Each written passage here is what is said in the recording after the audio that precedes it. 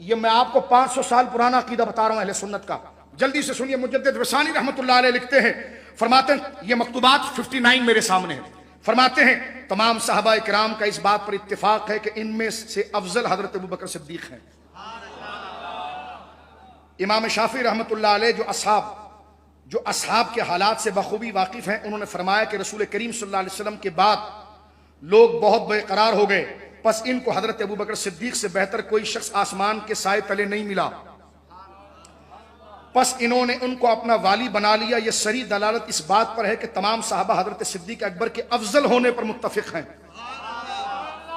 اور ان کے افضل ہونے میں اجماع صدر اول میں ہوا، یعنی صحابہ کے دور میں ہوا، اور یہ اجماع قطعی ہے۔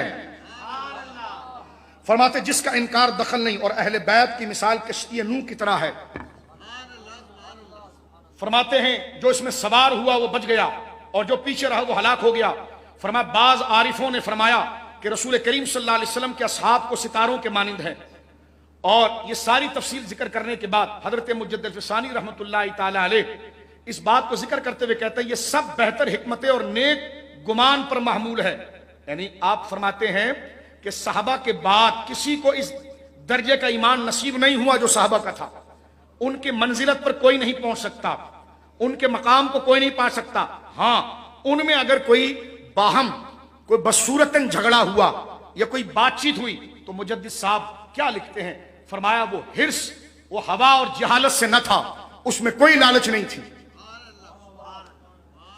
میں جمعے میں اس کو مزید کلیئر کروں گا کہ حضرت امیر معاویہ کے بارے میں آپ نے کیا لکھا، سیدہ زہرا پاک کے بارے میں کیا لکھا، حضرت عائشہ پاک کے بارے میں کیا لکھا۔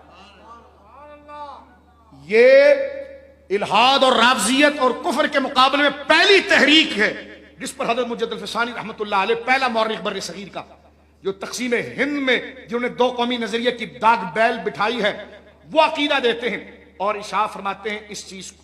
آپ اس چیز کو ذکر کرتے ہیں کہ صحابہ کرام رضوان اللہ علیہم اجمعین میں سب سے افضل حضرت ابوبکر صدیق رضی اللہ تعالی۔ ایک جملہ میں یہاں پر کہوں گا جو یہاں پر بات مکمل ہو جائے گی اور کھل کر آپ کے سامنے آ جائے گی۔ حضرت مجدد الفسانی رحمۃ اللہ علیہ کیا لکھتے ہیں، دیکھو پہلے خلیفہ کون ہے، جلدی بولیے، دوسرے، تیسرے، چوتھے، مولا علی۔ اب یہ کہنا کہ یہ تو خلافت ہے، ولایت کی ترتیب یہ نہیں ہے، یہ راستہ جو پیدا کیا جا رہا ہے یہ اہل سنت کا نہیں ہے۔ کتنا بڑا دھوکہ اگر تو مجدد صاحب کے دور میں ہوتا۔ اللہ اکبر۔ حضرت مجدد صاحب رحمۃ اللہ علیہ اس بات کو لکھتے ہیں کہ حضرت خاتم النبیین صلی اللہ علیہ وسلم کے بعد امام برحق اور خلیفہ مطلق حضرت ابوبکر ہیں، ان کے بعد حضرت عمر ہیں، ان کے بعد عثمان ہیں، ان کے بعد علی ہیں، اور ان کی فضیلت ان کی خلافت کی ترتیب پر ہے۔ بات سن رہے ہیں آپ؟ فرماتے ہیں جو پہلا خلیفہ ہے وہ ولی بھی سب سے پہلا ہے۔ فرمایا یہی بات تو بہر شریعت کے اندر ہے، یہی بات امام احمد رضا نے لکھی، کہتے ہیں ہم ابو بکر صدیق کو پہلا خلیفہ مانتے ہیں لیکن افضل ہم مولا مرتضیٰ کو مانتے ہیں۔ حضرت مجدد صاحب کہتے ہیں سنی وہ ہے کہ جو ترتیب خلافت کی ہے وہی افضلیت، وہی خیریت، وہی ولایت کی ہے۔